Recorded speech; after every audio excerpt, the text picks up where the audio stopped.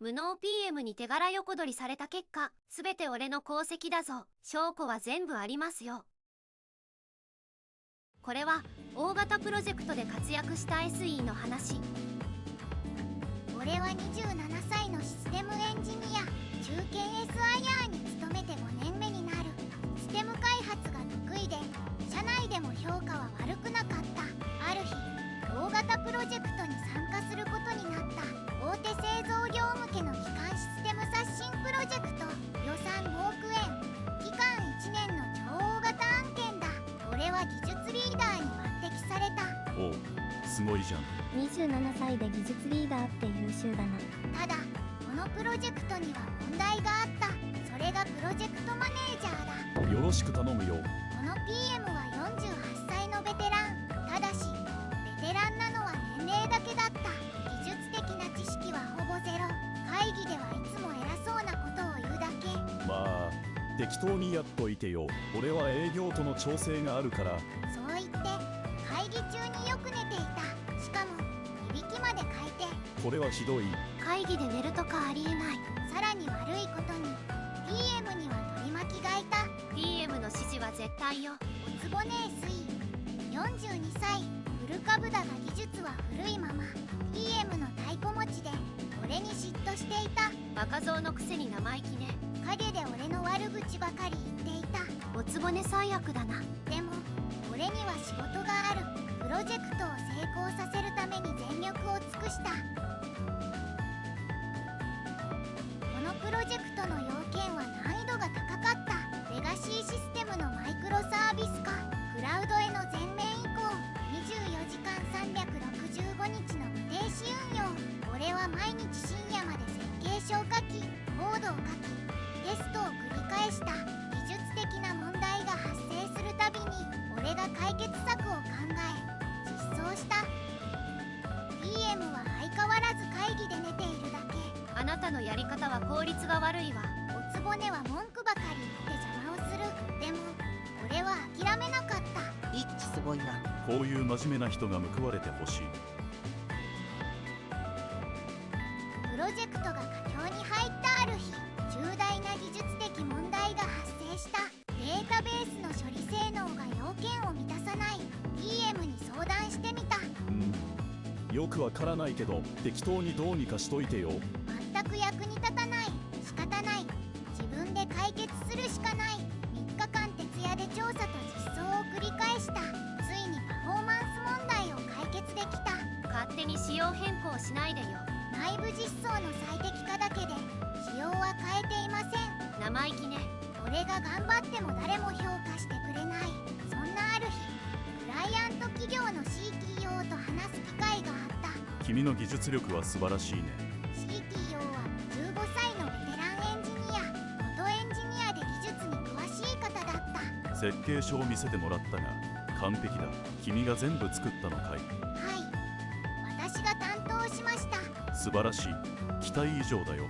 CTO は俺の技術力を高く評価してくれた。ところであの PM は何々をしているんだい。会議でいつも寝ているようだが。それはすみません。いや、君が謝ることじゃないよ。 CTO は PM の実態に気づいていたようだった。プロジェクトは大成功だった。予定より1ヶ月早く完成。品質も完璧でバグもほとんどなかった。素晴らしいシステムだ。期待以上の出来だよ。クライアント企業からも大絶賛された。俺は達成感でいっぱいだった。一致お疲れ様。これは評価されるだろうな。俺はこれで昇進できると思っていた。しかしプロジェクト成功後、役員報告会が開かれた。そこで PM がプロジェクトの成果を報告することになった。このプロジェクトは大成功でした。すべて私の綿密な計画と指導の賜物です。はあ、PM は俺の名前を一切出さなかった。私はマイクロサービス化の設計を考え、クラウド移行の戦略もすべて私が立案しました。全部俺がやったことじゃないか。素晴らしい。さすがベテラン PM だ。役員たちは PM を絶賛していた。俺は我慢できずに声を上げた。すみません。それは違います。設計もコーディングも全て私がやりました。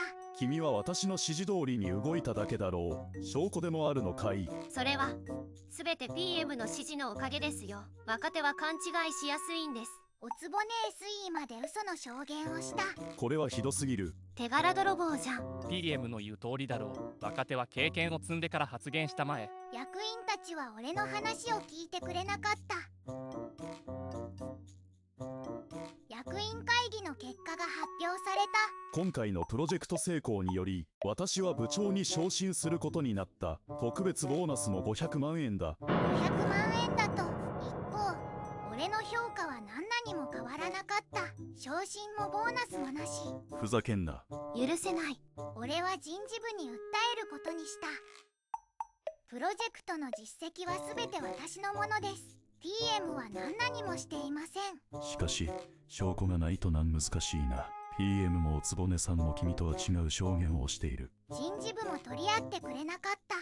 さらに悪いことに、あまり騒がない方法がいいよ。 PM は今や部長だぞ。同僚たちは保身のために PM の味方をした。俺は完全に孤立してしまった。調子に乗るなよ若造。身の程を知りなさい。 PM とおつぼねは職場で威張り散らしていた。俺はもう限界だった。退職も考え始めた。こんな会社にいても意味がない。イッチかわいそう。このままで終わるな。証拠を集めるんだ。証拠か。そんな時思いがけない連絡があった。クライアント企業の CTO からメールだ。突然のご連絡失礼します。プロジェクトの成功は全てあなたのおかげです。PM は会議で寝てばかりでした。 CTO は全てを見ていた。来た。これは期待。俺は CTO と直接会うことにした。実は次のプロジェクトもお願いしたい。ただしPM は外してほしい。それが PM は手柄を横取りして昇進したんです。なんですって。俺は全ての経緯を説明した。それは許せませんね。実は私には証拠があります。証拠？会議の録音です。重要な会議は必ず録音する習慣がありまして、PM のいびき音声もバッチリ取れています。本当ですか？神展開。これは勝ったな。さらにうちから転職のオファーもあります。年収は1000万円。技術部長のポジションです。1000万円。今の年収は700万円だ。すげえ。でもその前にやることがある。俺は証拠を集めて真実を明らかにする。それでは私も協力しましょう。役員会議で証言します。俺は徹底的に証拠を集めた。まずプロジェクト資料、設計書、使用書、すべて俺の名前で作成されている。次に議事録。 PM が技術的な発言をした記録は一切ない。ソースコードのコミット履歴、すべて俺のアカウントで3000回以上のコミット。コードレビュー記録。俺がすべてのレビューを担当している。タスク管理システムの記録。主要タスク200個以上、すべて俺が完了している。クライアントとのメールのやり取り、技術的な質問への回答はすべて俺が言っている。そして CTO からの録音データ、 PM のいびき音声がバッチリ。完璧じゃん。これは勝てる。俺はすべての証拠を整理して PDF にまとめた。これだけの証拠があれば十分だ。もう二度と手柄を奪われたくない。真実を明らかにする。そして社長に直接メールを送った。件名、プロジェクト成果の真実について証拠を添付して緊急役員会議を要請した。社長から返信が来た。証拠を確認しました。明日緊急役員会議を開きます。クライアント企業の CTO にも出席を依頼します。やった。ついに逆転の時だ。ざまあの準備完了。明日すべてを明らかにする。緊急役員会議の日が来た。何の会議だ。急に呼ばれたわね。 PM とおつぼねは何にも知らない。本日はプロジェクトの成果について重要な報告があるとのことです。私から報告させていただきます。お前が。俺はプロジェクターに資料を映した。プロジェクトの設計書です。すべて私の名前で作成されています。議事録を見てください。 PM の技術的な発言は一切記録されていません。リストのコミット履歴です。3000回以上。すべて私のアカウントです。それは私が指示したものだ。そうです。 PM の指示です。では本日のスペシャルゲストをお呼びします。お邪魔します。 CTO これはどういうことですか？ギター。神展開。私はクライアント企業の CTO です。今回のプロジェクトについて証言したい。プロジェクトの成功は全てこの方のおかげです。あの PM は会議で寝てばかりでした。そんなことは証拠があります。会議の録音です。再生します。録音、この部分のアーキテクチャですか？録音。ブボボボ。録音 PM 来てください。録音。ああ、適当にやっといて。これは本当なのか？そんなつもりでは証拠は嘘をつきません。これはミスコミュニケーションで。ミスコミュニケーション、録音で寝ていたのは事実でしょう。私は騙されていたんです。 PM に言われた通りに証言しただけです。それも共謀です。あなたも共謀者です。役員報告会で嘘の証言をしました。それは許せません。手柄泥棒は会社の信頼を損ねる行為です。クライアント企業にも失礼だ。処分を発表します。 PM は即刻降格、平社員とします。特別ボーナス500万円は全額返還。今後全てのプロジェクトから外します。そんな。おつぼね SE も降格、講師者への移動を命じます。時報。ざまあ。リンガーをと。そして彼には正当な評価を与えます。プロジェクトマネージャーに昇進、特別ボーナス500万円を支給します。ありがとうございます。そして次のプロジェクトのリーダーもお願いします。もちろんあの PM は外してください。はい、頑張ります。それとうちへの転職オファーは？申し訳ありませんが、今の会社で頑張ります。正当に評価してくれることが分かりましたから。素晴らしい判断です。今後ともよろしく頼みます。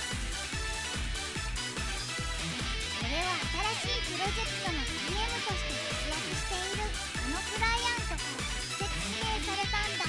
CTO 自らが俺をリクエストしてくれた。今度こそ俺の力で成功させる。おう、元 PM と元先輩 SE の末路は悲惨だった。元 PM は平社員として必要係になった。誰も仕事を振ってくれないらしい。会議にも呼ばれず、毎日マニュアル整理だけ。三つ骨は自動支社で窓際族らしい。コード書くことも許されず、ただ座ってるだけ。業界での評判も地に落ちたと聞いた。他人の成果を盗むとこうなるんだ。証拠があれば真実は必ず明らかになる。エンジニアなら記録を残すことの大切さを知っておくべきだ。諦めずに戦って本当によかった。ショーツ。最高にスカッとした。証拠の大切さがよくわかる話だった。 CTO かっこいい。最後まで読んでくれてありがとう。みんなの応援が力になったよ。こちらこそありがとう。面白かった。また投稿してね。